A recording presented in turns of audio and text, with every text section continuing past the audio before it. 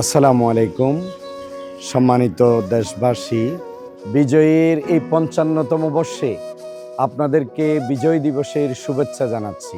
১৯৭১ সালে অনেক ত্যাগ তিতিক্ষা এবং রক্তের বিনিময়ে একটি স্বাধীন পতাকা পেয়েছি, একটি দেশ পেয়েছি।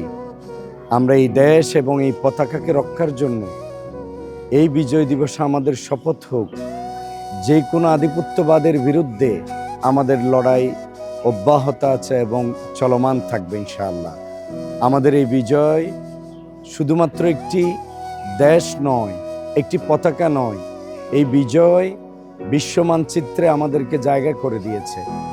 আমরা একটি এমন সত্তা পেয়েছি, এমন একটি দেশ পেয়েছি, সুজলা সুফলা শস্য শ্যামলা আমাদের এই দেশ।